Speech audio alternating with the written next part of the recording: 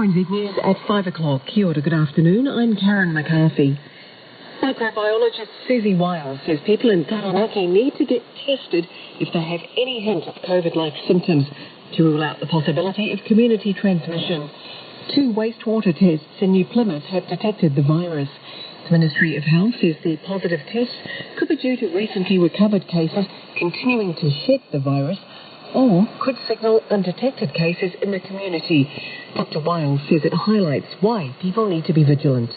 It's just a really important reminder that people, if they have any symptoms that could be COVID-19, if they go and get tested, they don't just think, oh, it's not in the community in New Zealand, so I won't bother. Dr. Wiles says an outbreak like that in Australia could happen here if transmission hasn't been detected. The aviation sector is calling for targeted wage support from the government as the Trans-Tasman travel bubble is put on hold for 2 months. The Executive Director of the Board of Airline Representatives, Justin Umbers, says many aviation staff had just been rehired but are now left in limbo again. He says a recognition of their plight is justified. These people have worked incredibly hard having the system tail up and down on them, and employers are trying to keep workforce aligned with what's happening across the various states. When there's a long suspension like this, some sort of wage support would be very warranted. Justin Umbers says there is a risk that skilled workers will leave aviation because of job uncertainty. New South Wales has recorded 163 new locally acquired COVID-19 cases. Health Minister Brad Hazzard says of the new cases, 71 people were out in the community while infectious. He says people are not doing what they should to stop the spread of the virus. Transmission, particularly as a result of family members getting together when they just should not be getting together. We also are seeing transmission in shops and in other workplaces.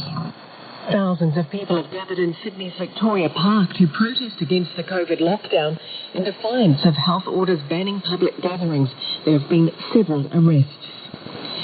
Hundreds of tons of flood-wrecked furniture and other belongings are being transported to landfill from Buller as the town continues a mass clean-up after last weekend's flood. Buller Mayor Jamie Klein says the clean-up will take weeks, if not longer. It's phenomenal. The town looks like a bomb site. All the parts of the town that are affected. They've done 100 tonne one day, 130 odd yesterday, and they're aiming for about 250 to 300 tonnes today of furniture and bedding and, household stuff. Jamie Klein says Defence Force soldiers have been pivotal in the clean-up efforts but are due to leave on Tuesday. Auckland Mayor Phil Goff hopes a new rail and bus hub in the city's south will help with domestic tourism. There was an official opening for the $69 million Puhinui interchange this morning, which will offer frequent bus and rail services. Phil Goff says it will take 10 minutes to get to the airport on an electric bus. Then it's an easy trip into the city centre on a train, costing $6 all up. He says it will be enjoyed by visitors arriving at the airport. If this is the first view they get of the city, a quick bus to the railway station, a railway station that's 21st century, outstanding features reflecting the Maori culture and identity, and convenient, quick, clean, a safe place to travel through. It's a great gateway to the city. Phil Goff says people who work near the airport will also benefit. A new bridge in Gisborne will connect the landing site of Captain James Cook with Te Tarangi Maunga in the central city. The contract for what's called a 1,000-year bridge has been signed after the District Council was awarded $1.75 million from the Lottery Significant Projects Fund. The bridge will provide a link for pedestrians along a busy road. The council is still looking for more funding to complete the project. A free mental health helpline for children and teenagers is campaigning to reach even more youth after a 31% increase in demand over the last year. The charity, Bernardo's, says the number of 5 to 19-year-olds calling 0800 WhatsApp or chatting with counsellors online has gone up as wait times for other mental health services increase. Spokesperson Joe Harrison says the statistics show more youth needing help but also asking for help. There is definitely an increase in anxiety for many of our anxieties. And I think secondly also, particularly around the online chat, I think young people are finding it easier almost, or perhaps safer, or perhaps more anonymous Joe Harrison says people can contact the helpline about anything, including friendships, bullying, abusive situations or self-harm. The Western Australia Citizens Advice Bureau says it's receiving a growing number of calls seeking a legal remedy to issues such as neighbours flushing toilets in the early hours. The Bureau says complaints about neighbours have increased 100-fold over the past 7 years, and most are over minor issues. It says an increase in higher density living is driving the rise in complaints. The Bureau says most of the time it tells the complainant to talk to their neighbour about the problem. That's the news. In sport, the New Zealand women's rowing 8 are through to the Olympic final after edging Canada in a tightly fought heat at the Tokyo Olympics. Just 2 hours after winning their heat in the women's coxless pair, Kerry Gowler and Grace Prendergast were back on the water to help the 8 to a narrow win by 32 hundredths of a second. Heats for the 8's crews were brought forward to avoid racing in high winds forecast for Monday. Gowler and Prendergast, the coxless pair world champions, had earlier beaten Denmark by almost 4 seconds to qualify for Tuesday's semi-finals.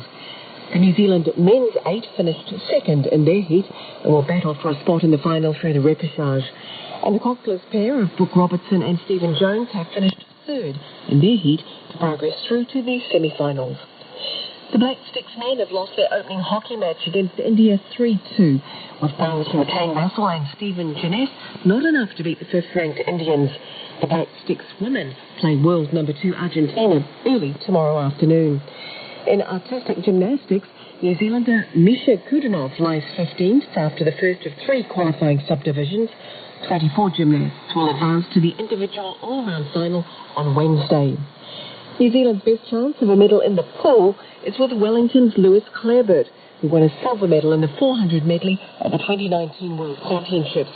Clareburt's heat in the 400-metre individual medley is later tonight. While COVID-19 restrictions mean there will be no noisy spectators, the 21-year-old believes he can swim fast, crowd or no crowd. Being from New Zealand, we don't really get a whole huge crowd, so we've probably got a bit of an advantage compared to the rest of the world. But yeah, look, my intrinsic motivation is, I'm in the best headspace I've ever been, so by the time I get on that block, I'm ready to get angry and ready to bust it out and go fast. Clareburt's heat is scheduled for 10:13 p.m. and that's RNZ Sport. On air, online and on demand. Now the forecast from Met Service to midnight on Sunday. For Northland, Auckland and Coromandel Peninsula, fine apart from the odd shower today. Cloudier tomorrow with a few showers, rain in Northland at night. Waikato, Taranaki and Taihape, also Bay of Plenty. Fine today, partly cloudy tomorrow with the odd shower, scattered rain about Bay of Plenty and Taupo for evening. Gisborne and Hawke's Bay, partly cloudy, isolated showers for Gisborne. Whanganui to Wellington and Wairarapa, fine. Bulla, Nelson and Northern Marlborough, fine today, showers tomorrow, turning to rain at night. The remainder of Marlborough, Canterbury, Otago and Southland, fine today, scattered rain about Southland and inland Otago tomorrow evening, with a few spots of rain elsewhere. Westland and Fiordland, fine today, but a few showers developing about Fiordland. Showers tomorrow and rain from late afternoon to be heavy at times. And the Chatham Islands, partly cloudy, with a shower possible tomorrow. RNZ National, it's just gone 5:09. Our next decent weather at 6 o'clock. I'm Karen with you for the next hour. How's your afternoon going? Thanks to the Music 101 team as always. We've been trying to get half an eye on the Olympics with a number of Kiwi competitors in action today. Good to watch them. And it's that time of week. Focus on politics.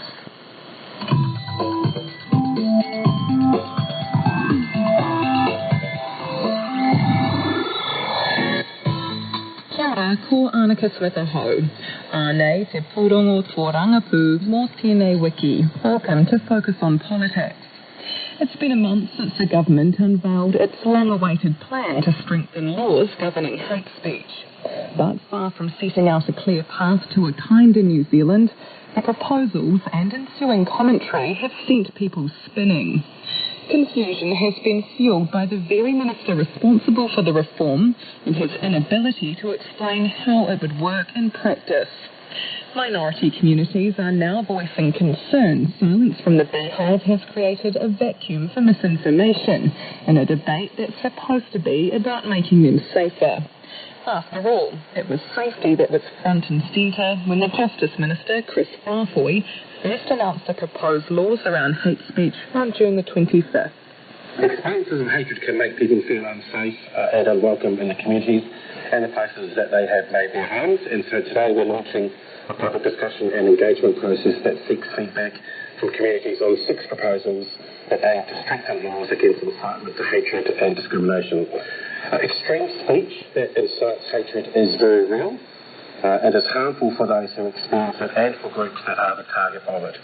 The Christchurch tragedy has taught us that when incitement happens and when it's acted on, there are painful and enduring consequences for the people and communities affected.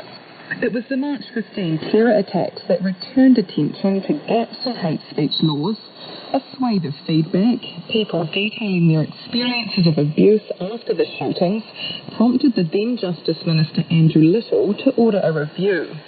Even back then, the government knew changing the law was not going to be easy.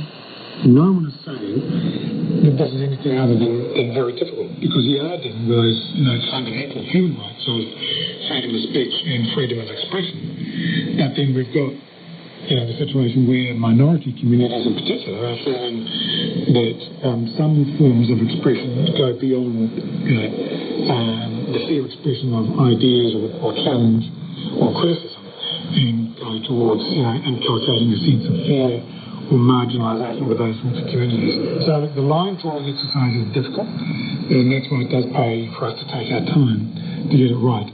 The government did take its time, but not by design. New Zealand First put a stop to any progress under the last coalition government. Its leader, Winston Peters, disagreed with the detail. The concept was worthy of consideration until you get down to the detail of the drafting and you touch in with the freedom of speech and when you got to have balance. And at no point did Mr. Little produce any statute model that would give both objectives a chance to succeed. You need to see the detail. Words matter. If they're out to stop people's freedom, if they're out to stop people having a different point of view, then they have to stop them doing that. Mr. Peters put a stop to it then, but after a landslide election win, Labour was given unprecedented power to do as it liked. The proposals now on the table can be drilled down into 6 key points. The main one is bringing religion, gender identity, sexual orientation and disability into the groups protected from hateful speech in the Human Rights Act. The government also wants to move hate speech into the Crimes Act and increase punishments for hate speech offences to up to 3 years jail time or a fine of up to $50,000. Opposition parties were quick to slam the changes, as reported by RNZ's political reporter Charlie Drever. Ex-David Seymour says the only people who win from today's announcement are the Twitter mob and the perpetually offended. We all want a kinder, more respectful world. Weaponising cancel culture with the sanctions of state punishment and imprisonment will not build social cohesion as the government claims. It will lead to enormous division. National's Simon Bridges completely opposes the criminalising of speech, except in cases of incitement to violence, which is already provided for in New Zealand law. He says freedom of speech is a fundamental right, and the changes are Orwellian. Proposing changes to hate speech laws was always going to garner controversy and criticism. The line between hate speech and free speech can be murky at the best of times. Luckily, Justice Minister Chris Farfoy agreed to speak to News Hub Nation to clear things up. In the sit-down interview, its host Tova O'Brien grills Mr Farfoy over what would or wouldn't be criminalised under his plan. She put to him real-life examples, from criticism of transgender weightlifter Laurel Hubbard to whether millennials can hate on boomers over the country's housing crisis. If your intent is to incite hatred against them, then potentially, but again, it's up to the police and what you say. I'm the Minister of Justice, I don't get to say that, but if it's... we need to know your clarity of thought around the legislation, though, right? Absolutely, but legislation millennials can get done for... Millennials having a go at boomers about house prices, I'm not necessarily sure if that's inciting hatred. So, Chris Farfoy's not sure if that counts as hatred. He was given another go at another example. Okay, what about if someone said that homosexuals are going to hell? Like Israel allowed it. This is the beauty of the current regime, David. I think if you are looking at inciting hatred against them, then potentially there could be a criminal offence. Israel could have been a criminal offence. I need to finish the answer in order to make sure that we give the rounded answer. There's also a civil process that if you believe that someone who's used hate speech, not necessarily intentionally to incite hatred, then you could also go to the Human Rights Commission. There are two regimes here. We're looking at inciting hatred to be at the extreme end of the spectrum, which is why, as we mentioned, we're putting this in the Crimes Act, moving it from the Human Rights Act, and moving it over, because we do believe it is a serious offence. But police could choose to prosecute Israel for saying that homosexuals are going to hell. Well, I'm not going to get into the absolute details of every case here, but if they can prove that it is targeted at a group, it is targeted at a group that is protected under the Human Rights Act, and you are out to incite hatred and normalise hatred against one of those groups, then you could find yourself down with the law. It was a confusing chapter in the hate speech debate, the minister responsible for the proposals seemingly unable to articulate how they'd work in practice. RNZ has repeatedly requested its own interview with the minister to discuss his plans and the concerns minority communities have raised. A specific invite was extended to speak at any time over Parliament's 3-week recess, but Chris Farfoy declined. A spokesperson said he did not have time. Chris Farfoy's comments have since been backed by the Prime Minister, swinging to his defence on News Hub's AM show with Duncan Garner soon after. What I know happened in that interview is he was pepper-potted with a bunch of examples, and it's not for us to determine what a court may or may not do. But Duncan, as I've already said... We have a framework in the law, though. And we have a framework in the law. What we're suggesting here is, does it need to apply to a large number of groups? Duncan, the reason we're having this debate is because the Royal Commission of Inquiry said to the New Zealand government, you need to include religion. And as I say, we already have it for ethnic groups and race. After we had the experience of a terrorist creating a manifesto, which, of course, everyone would agree. Absolutely. And so that's the debate we're having here. It is extreme. It's about inciting violence and abuse against a whole group of people. So some of the examples feel like a trivialisation of it. An admission the hate speech debate had reached the point of trivialisation. But Labour may be guilty of trivialising the issue itself. Here's RNZ's political editor, Jane Patterson, reporting on the name-calling and taunting in Parliament. Judith Collins had earlier tweeted posing the question, will calling a middle-aged white woman a Karen now be a crime under Jacinda Ardern's law? To which she received her answer. It is absolutely incorrect, and I apologise, but these laws will not protect that member from such a claim. The quips and laughs are in stark contrast to how minority communities are feeling. Federation of Islamic Associations chair, Abdur Razak, wonders if people have forgotten why New Zealand is having this debate in the first place. At the end of the day, our community suffered greatly, and politicising it actually demeaning. So what we're really wanting is effective change. RNZ spoke to members of the Muslim, Jewish, disabled and rainbow communities who will be affected by the new laws. Their concern, the proposed changes are too ambiguous and say the government has allowed a vacuum of misinformation to swallow up informed, constructive debate instead of fighting its case. New Zealand Jewish Council spokesperson Juliet Moses can't understand why this has happened, given the amount of time the government has had and the legitimate backing by the Royal Commission to create change. If it's your proposals, you're putting them forward, you're sort of advocating for them, then I would have thought you have to be advocating for them fully, which means being able to talk to media about them. And as I said, as we've seen, it's been very controversial so far, and I think if you want to get these proposals through, sure, you might get probably will have a majority in Parliament to pass, but you need to bring the people along with you, because the challenge that I see is that I know they're saying the purpose of these laws is to enhance social cohesion. I think what we're seeing right now is actually the opposite, if anything. It's causing a lot of division. And so I really think, that showing leadership means being able to front to the media and to any concerned groups and actually explaining things carefully and maybe, that will help to allay people's concerns. A disability rights activist and lawyer, Dr. Huhana Hickey, agrees. She worries the government's refusal to front-foot the debate is ruining a necessary conversation. I think they need to be very clear of the points they want to make when they are in interviews, but you don't disappear and not be available to the public either, because misconceptions happen. People get that as a meaning to say, oh, he's afraid, he's running away, or, they don't want to engage, they just want to stop speech, free speech, and that's when all the rumours start, all the toxic conversations start.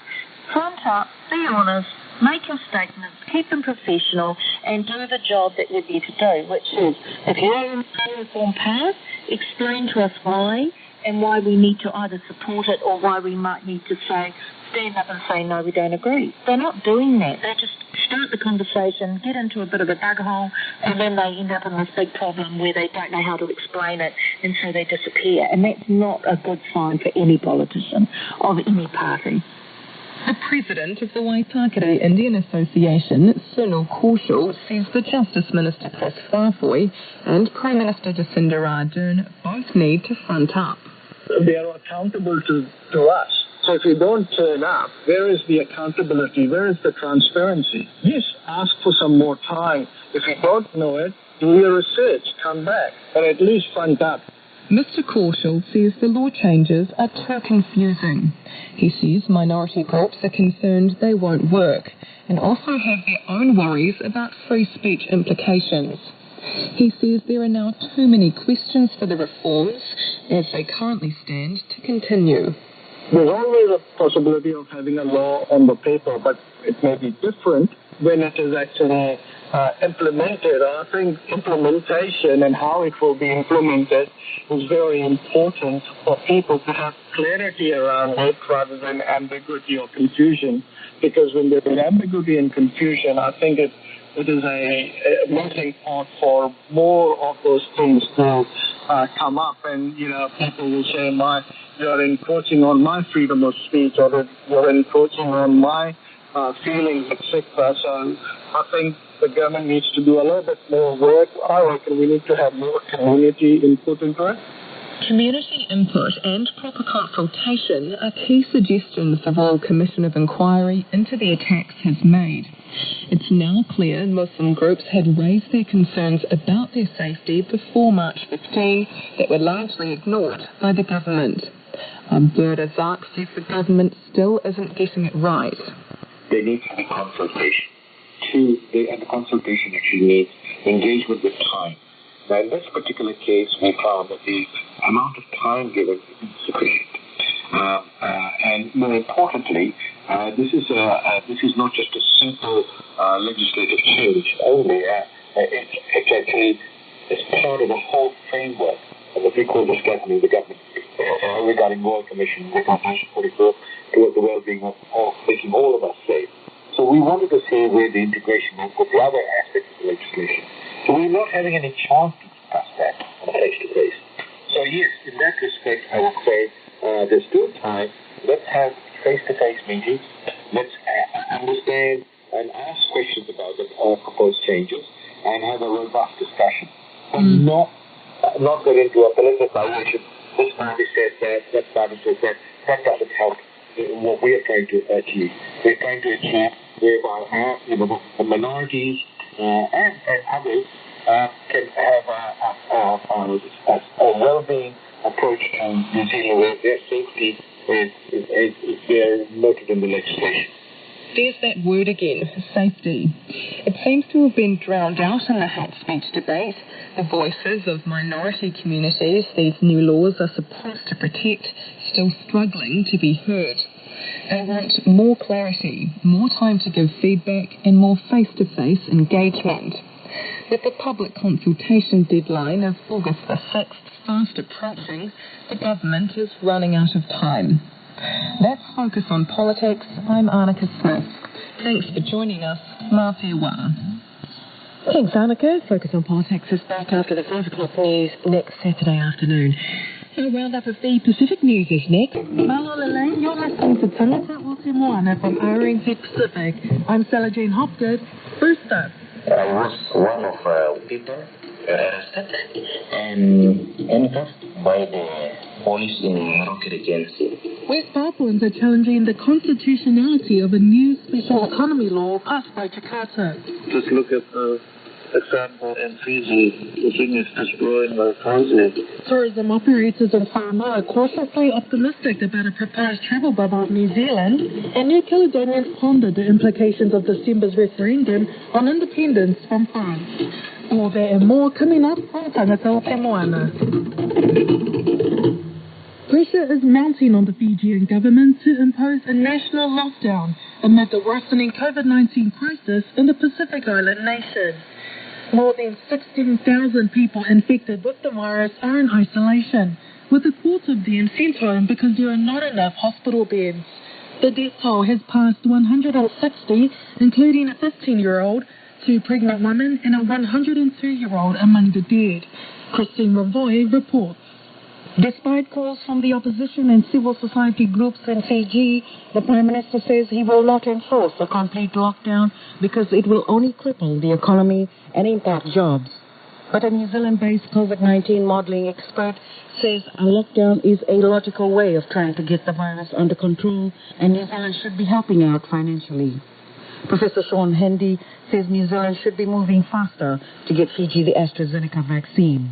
We should be looking to offer financial assistance to ensure that their economy can weather this, whether they have a lockdown or not. It's going to be a very, very difficult period for them in terms of their economy. And also, of course, their healthcare system is already under extreme stress. New Zealand has pledged 500,000 doses of vaccines to Fiji, and Foreign Minister Nanaia Mahuta says both the AstraZeneca and Moderna vaccines are due to be sent to the Fijian capital, Suva, from next month.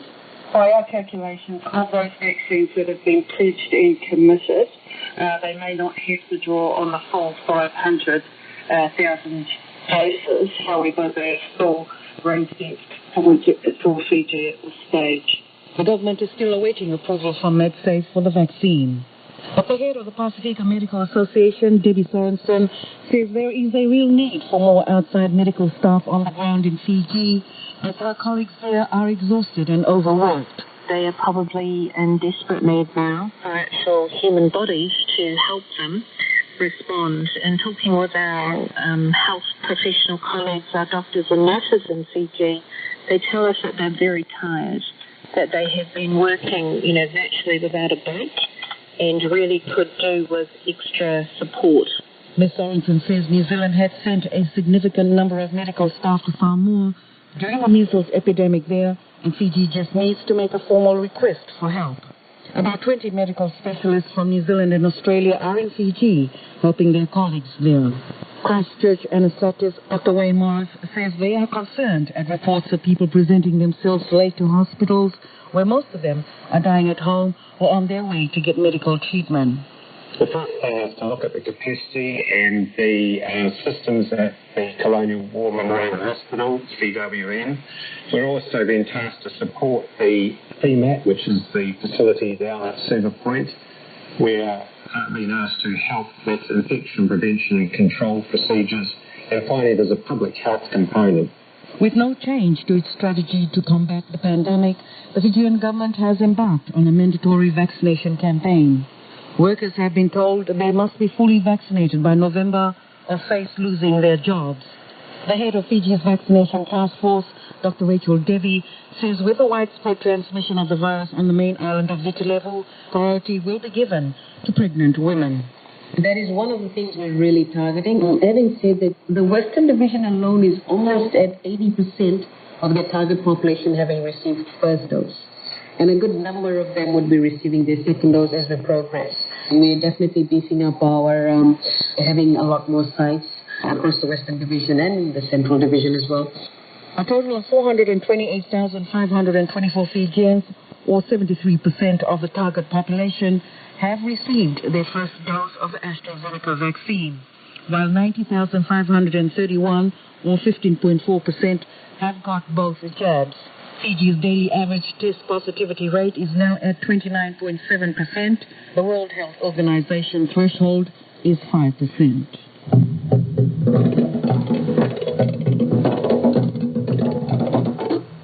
The Papuan People's Assembly have filed a constitutional challenge against the Indonesian government's new special autonomy law.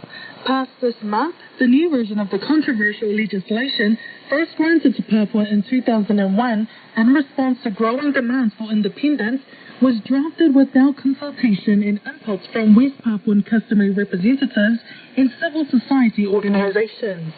The Papuan People's Assembly's Human Rights Advisor, Wenceslaus Fetterboon, spoke with Koroi Hawkins about the new legislation.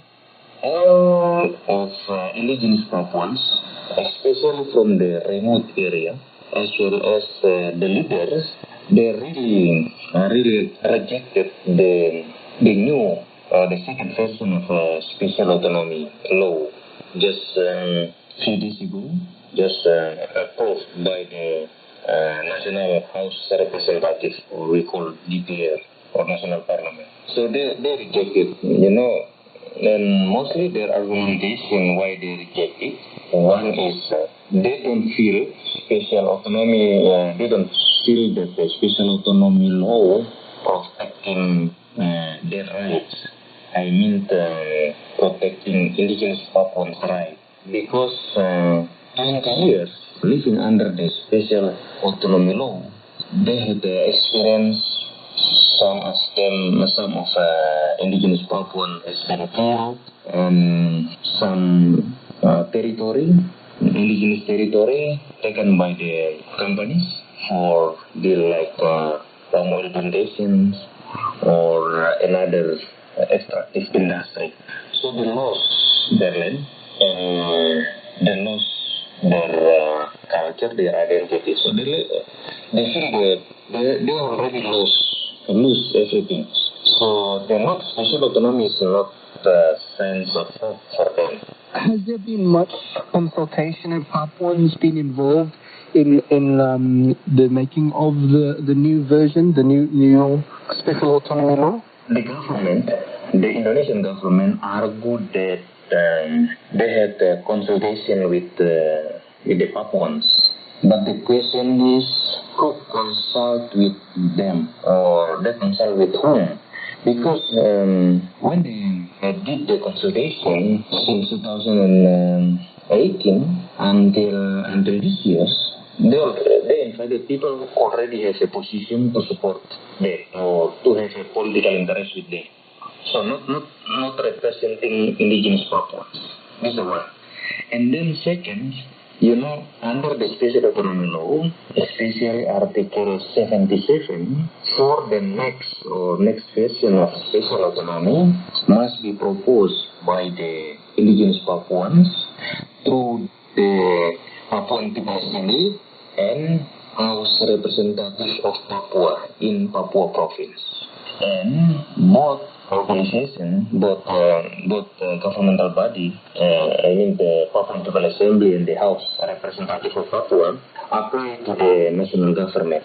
Yes. So basically, you've got this law that's been passed without any proper consultation with Papuans. What's in it? What impact is it going to have on Papuans? So if you read the new version of special autonomy, you can understand that it is not protecting indigenous Papuans' rights. It is saving the Indonesian government's interest in Papua. Samoa is ramping up its tourism sector in preparation for a safe border opening with New Zealand in the lead-up to Christmas. They're using the Cook Islands' successful two-way safe travel bubble of Aotearoa as a template. But not all are convinced, as Dominic Godfrey reports. Taufua Siliapelu would love to see his regular New Zealand guests returning to his Beach Valley accommodation on Upolu's stunning south coast at Lalomanu. It's been a tough few years for Taufua Beach Valleys. Tourism took a hit with the measles epidemic in late 2019 before being finished off by COVID the following year. There's no domestic market for their once flourishing business, but it doesn't want the borders open if there's a risk to people's health. Just look at the example in Fiji. The thing is just growing like crazy, even small populations. And Samoa is a much smaller. Once we get infected, then if our medical services is not up to standard, so to speak, then we'll kill a lot of people. Taufua is among 14% of those eligible who has had both doses of the AstraZeneca jab, and he's making sure his family and staff are on track too. 46% have had their first dose. He'd like to see a critical mass of people immunised before the borders open, and then only to fully vaccinated visitors. Samoa's Tourism Authority says this is exactly what's planned. Its Chief Executive, Whaamatuainu Lenatai Soifua, says the Cook Islands has provided hope, and the authority is pushing for a rapid vaccine rollout. Opening up the borders is the main goal for us, but we have to be really mindful in terms of the pros and cons of that, given that the rates of the vaccine rollout, the Ministry of Health and the Prime Minister are looking towards 90% coverage. Dr. Amatuainu notes there has been vaccine hesitancy. Samoa has seen a tsunami of disinformation about the injections, which it's trying to overcome. There's a lot of social media awareness, a lot of programs going out to communities, a lot of TV programs. So there's a lot of print media, social media awareness in terms of pushing out the importance of actually coming to vaccine, not only for safer Samoa. If you really want to travel, the borders open and we start the economy, now's the time to actually do the vaccine and get as much coverage that we can. He says the Ministry of Health is expecting to reach the 90% target before the peak Christmas holiday period, when the Tourism Authority expects the country to be open for business. Whaamatuainu says the details are being worked out with New Zealand officials, and only vaccinated visitors will be allowed into Samoa. The contact tracer app will be up and running, and there have been seminars on managing safe and sterile business. A lot of training in terms of cleaning, hygiene in the hotels. We actually provided them with free cleaning materials, the chemicals, everything. But the owner of Taufua Beach Valleys says what's needed most is for the borders to open. We've had seminars for many years, and I don't think seminars is the solution to help the hotel operators create any income. The border opening plan hasn't gone down well with Samoa's Prime Minister-elect, Te Mayor Naomi Mataafa, who says it's premature given Samoa's electoral crisis and political stalemate. Our government hasn't made any move towards having those discussions about travel bubbles, so it's quite interesting that the SDA would be making those declarations. SDA is a tourism authority whose purpose is to do marketing, so it's a bit of a surprise that that might come from that source. Whenever the bubble opens, Samoa is likely to quickly become a popular destination again for New Zealand visitors. And New Zealand is keen for travel to start again. Before COVID, we flew 150,000 passengers there a year.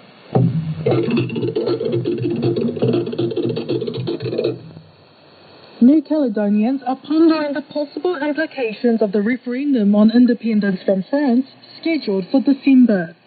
It'll be the third and final vote under the terms of the Namur Accord, which has been the decolonisation roadmap since 1998. Paris has now released a comprehensive document outlining what either a yes or no will mean. RNZ Pacific reporters Walter Zweifel and Kuroi Wilkins delve into what a third no to independence would mean. Paris says this would not mean the status quo, but usher in a new chapter in French New Caledonian relations. Paris says it will recognise the vote's outcome, and any unilateral declaration of independence would not be recognised. The Noumea Accord provides for a restricted role, meaning only Indigenous people and long-term residents can vote in the referendum, and another limited role has been in use for provincial elections.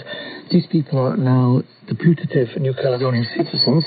A no vote would mean that the Noumea Accord lapses, and the estimated 40,000 recent migrants would likely to be given full voting rights. This would mean a significant shift in the dynamics of this whole decolonization struggle. What will emerge has to be discussed further. One factor is that the provisions of the Noumea Accord are enshrined in the French constitution. They're supposedly also irreversible. However, those residents now excluded from certain votes say this is a discrimination of their rights and not compatible with European human rights conventions. Of course, those wanting independence will find themselves practically locked out from ever mustering a majority in any future independence bid. So would a no then be the end of decolonization for New Caledonia? According to Paris, the UN would not automatically drop New Caledonia from the decolonization list, and after all, the indigenous people's rights to self-determination is not quashed. Now, how about, we've had 2 no votes already, but say there was a yes, what's the implication of a yes vote? Opting for full independence now would mean the transfer of the remaining powers to New Caledonia. They concern defense, internal security, that is policing, the judiciary, monetary policy and foreign affairs. These raise many issues which are complex and not easily worked through. France, they say, it would recognize the voters' verdict and there would be a transition period to a declaration of a new state. France would cease to be financially responsible for key state functions, for example, for the thousands of people in the judiciary and the police and the military. The sums in question are in the range of about $2 billion a year. France says all its international treaties and commitments, which now include New Caledonia, would lapse, meaning the new state would have to re-establish its own links with the international community. This would be a massive shake-up for people in New Caledonia, wouldn't it?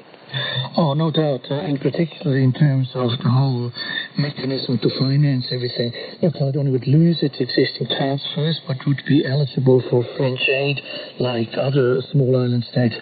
Furthermore, a French survey suggests that there could be mass emigration, and with that also capital flight. Of big interest is the citizenship question. Now, the new state would have to decide who is entitled to be a New Caledonian citizen.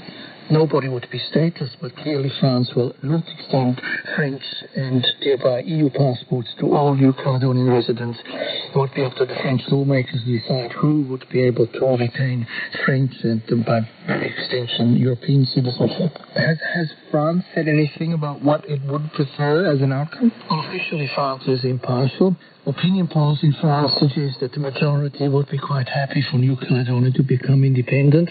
However, no political party is in favour. If anything, nationalist parties want this outpost of the French Empire to remain French.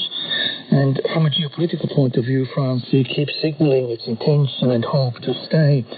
Judging France's record, it has been reluctant to decolonize, as we have seen in places like Algeria and Vietnam. Still to come on Tangata o Te Moana, Rio Tinto commits to assessing Panguna damage, and the women of the Polynesian Panthers movement reflect on their legacy ahead of Dawn Wade's apology. But first, the Cook Islands cultured pearl industry is in peril. Local farmers are being forced to kill off oysters because of a lack of highly skilled Japanese technicians in country due to travel restrictions brought on by the COVID-19 pandemic. Jewelers says this is creating a shortage of black pearls from the Cook Islands, which they feel will devastate supply chains, leaving lasting ramifications. Alicia Boone has the story. Just over 200 people live on Manihiki, and 20% of them are pearl farmers. Black pearls specifically are their main form of income, but with their skilled technicians locked out of the country due to COVID, the situation is dire. At least 10 farmers who supply pearls to wholesalers for jewellery production are facing uncertainty. One of these farmers, Kora Kora, has 40 years' experience in the industry. He says for some, it's already too late. It's a lot of challenge, to be honest. We've lost quite a bit of money. No, we didn't have the technician back, and, we had 15 months with no sales. I've got my uncle, he's not farming anymore. He's got challenges, and I've got my cousin. So I think there's about 3 or 4 of them have actually finished. They no longer want to farm again. The skilled technicians shut out by the pandemic are needed to feed the oysters and harvest the pearls. Kora says the Japanese technician would normally harvest around 70,000 oysters for 3 different farms on the island. Over the last 18 months without him, Kora says almost double that number has gone to waste, and so they are desperate to get him back. The director of Ora Moana, a trader of black pearls, Raymond Newnham, says MIQ delays within managed isolation in New Zealand is making it difficult for foreign technicians needing to transit through the country. Technicians haven't been able to travel, which has meant some of the farmers haven't been able to do their seeding and harvesting, and that's affected the production levels in the country because these technicians have to come through New Zealand, which means 2 weeks in New Zealand, and they also have to get into managed an MIQ facility, and I'm sure you're aware of all the issues around that right now. A jeweller he supplies to is David Wheeler, manager of the Artist Goldsmith. He is deeply concerned for the future of the industry and is highlighting the problem in an art exhibition in Nelson, New Zealand later next month. Because they deal in small numbers, Mr. Wheeler says they have enough stock to supply, but he says larger jewellers will find it hard to get their hands on sufficient pearl quantities.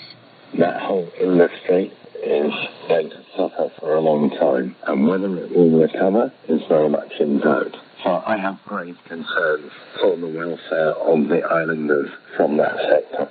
But back on Manahiki, a determined Mr. Kora has dug his heels in and says they will carry the whole industry on their shoulders if they have to. No, I won't give up. The only probably time I won't give up is when I can't dive anymore. I think it's going to come to a point that it's going to hit us the lowest as we can, and then eventually, there's people like myself and Sam, young Sam, he's my nephew, and others, that is going to carry this industry back again. Jeweller David Wheeler says in the longer term, shortages could change the way people buy and trade in black pearls. In fact, he says if anyone is thinking of acquiring some black pearls, now would be the time to do it.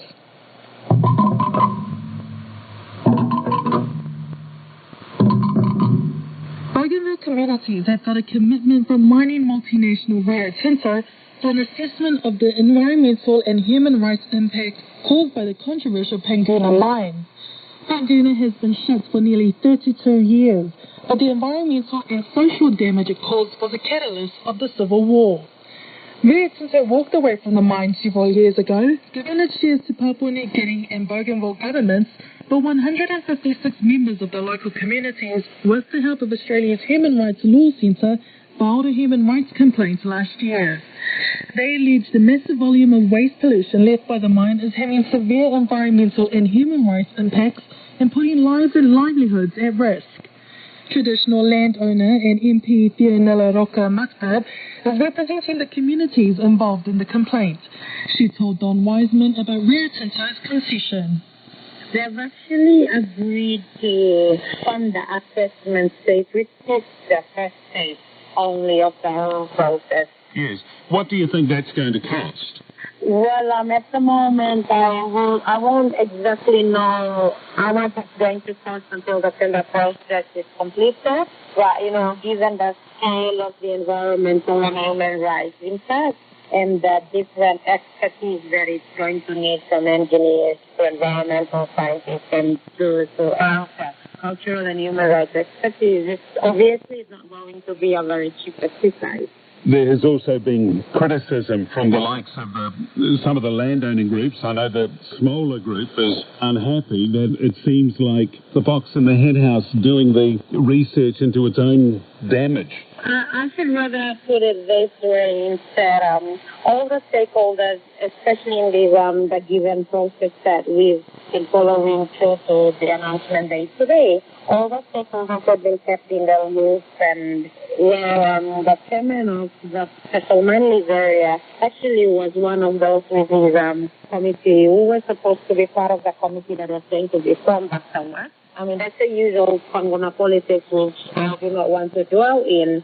And because this is 100% a human rights and an environmental-based legal process that we're trying to take, what I am keen on is to ensure that we get justice prevailing once and for all, at least for a start. What sort of commitment is there that Rio Tinto will come to the party to pay for the damage that's actually been caused? Once it's done the assessment, do you know that they're going to dip their hands into their pockets and start giving you money? Well, generally, this announcement is actually a result of a process that we followed since 2020, late 2020. We're still in the talks, as planned and the way that we're actually progressing. There will be at least 2 to 3 stages that we will follow. And then under the assessment, they're going to be put into phases that will be, first of all, doing the whole assessment and trying to value their own assessment process. And then eventually, in the long run, since Rio Tinto is already committed to coming up with a more, elastic solution that can at least give justice to the people on the ground, we're very much optimistic that going forward, we will be able to come up with some very tangible kind of relief funds. But this is still part of the process. Otherwise, it's just a fact that Rio Tinto has made its commitment. How long do you think it will take?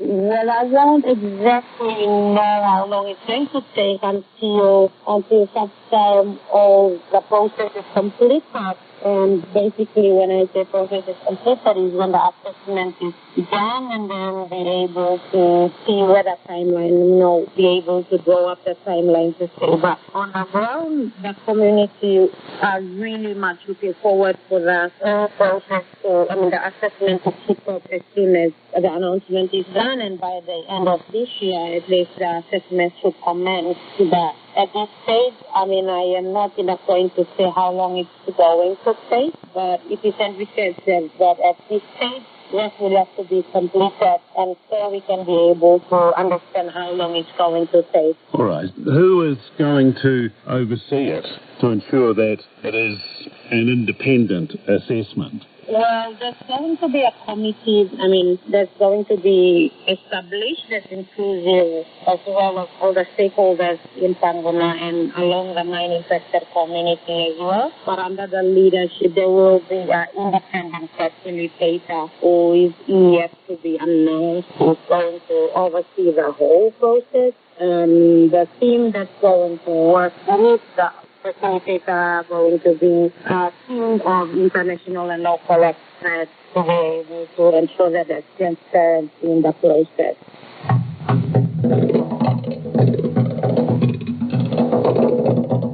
Now, as New Zealand's formal government apology for the dawn raids draws near, the women members of the Polynesian Panthers wonder how their legacy will be remembered. They've drawn on their own experiences of being raided, being brown women, and the relationship with their male counterparts. Marina Whangaava Mola spoke to the sisterhood of the raids. Meremea Nata Montgomery joined the Panther Claw as a 7th former. She went on to establish the Dunedin chapter of the Polynesian Panthers. A proud Hafakasi Tongan Māori, Ms. Nata Montgomery says the raids didn't allow her to embrace her identity. So when she told an auntie she lived with she wanted to lead an entire social movement, it was expected she'd be met with reluctance. She wasn't quite the sort of woman that would stand up and say, she's Tongan and you have to do this and you have to do that.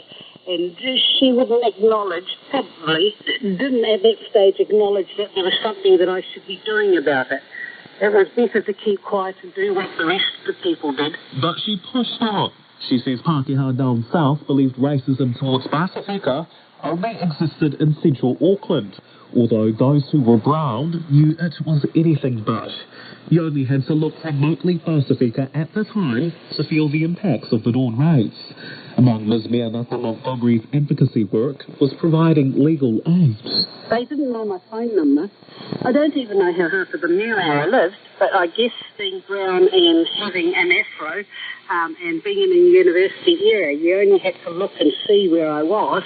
But people would come to the flat that I lived in and say, Mary, this one needs a hand or something, or Mary, do you know anything about this? The story of Pauline Mailoanga Smith is quite different to that of the OGs.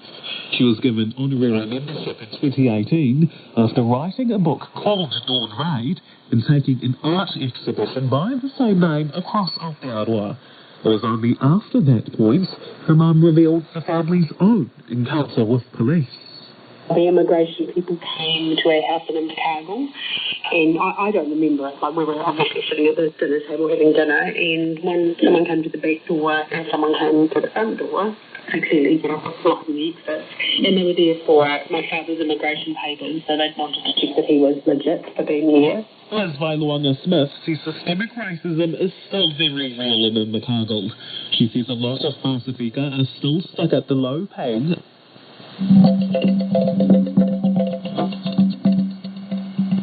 Radio New Zealand Pacific is now closing on this frequency. Please retune to 7245 kHz in the 41 metre band. Once again, retune now to 7245 kHz in the 41 metre band.